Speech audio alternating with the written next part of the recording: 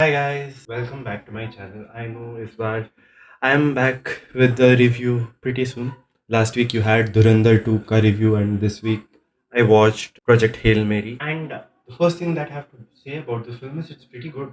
Not just pretty good, it is more than pretty good.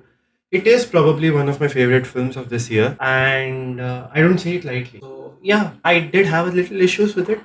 I thought that a longer cut of the film would have made the film a little bit better. But yeah, apart from that, I think the film was pretty good. Let us talk about nitty gritties in detail. What worked for me? The emotional core of this movie is what really worked for me. First of all, I did not expect to actually like that aspect of this film, right? Because whenever I've watched sci-fi films with emotional core, it has always irked me whenever something gets resolved because of the power of friendship or power of love, right?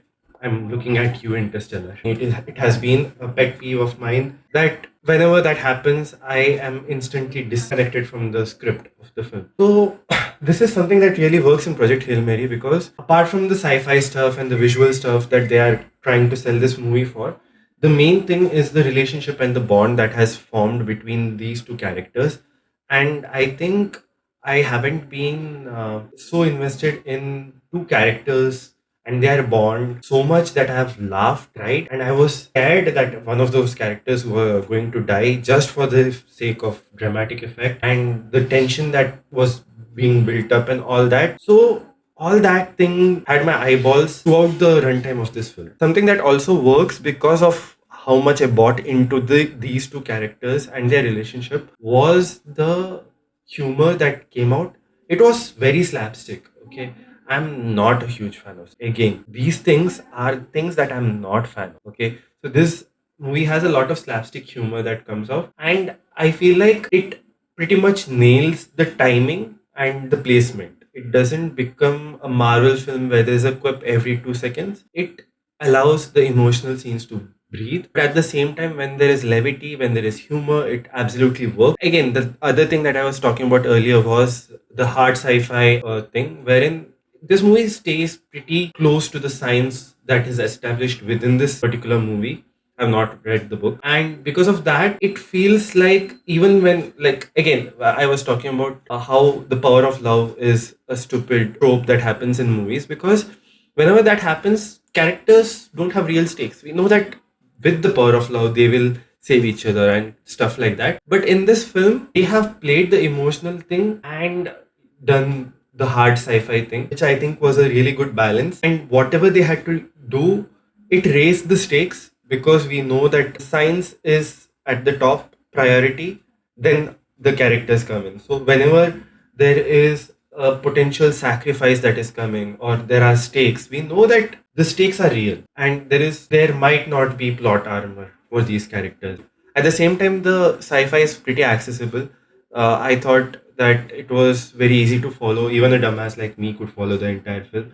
So obviously, you will also like this film if you are into sci-fi but are scared that it is too complicated, too high concept and stuff like that. So no, it's not. What could have been better? What could have been better? I thought the pacing of this film is really uneven. I again, because I've this is adapted from a book, I feel like they had a lot of concepts to address, and what they did was they pick and choose the ones they liked, and certain things were, addressed with a lot of elaboration, and certain things were left as cliff notes, which is a problem. Because it's not a huge problem, but it is a problem to me because there were certain things, the way he was figuring things out and how it is shown that he is really, really resourceful. I would have liked the film even more than I did if I got to see all the scenes, right? And the reason I bring this up also is because the original cut of this film was around 3 hours and 40 minutes. I hope we do get to see that cut of this. Also, I am in India, so I'm going to address the entire IMAX fiasco about this film.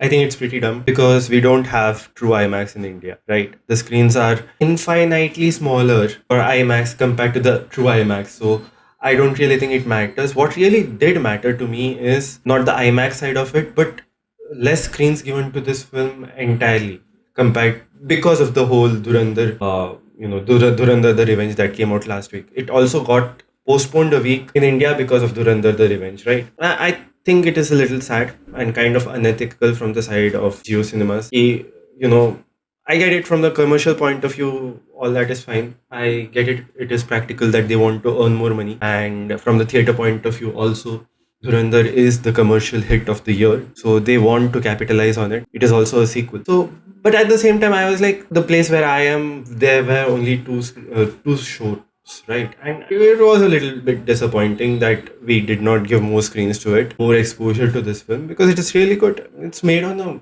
mammoth budget also. So that was a little sad. And I think flow में आके धुरंधर ने गलत Rocky भाई को ही पेल दिया, which is a little sad. Happens, shit happens. And before I close, I just wanted to talk about the people behind this movie. The directors are Chris Miller and Phil Lord, the minds behind the Spider-Verse movies. The book it is adapted from is by Andrew Weir, who also wrote The Martian, also adapted into a Hollywood flick by Ridley Scott, and also what do you say, the movie, the screenplay adapted for screen is by Drew Goddard, who created the Netflix Daredevil show. Very good show, by the way.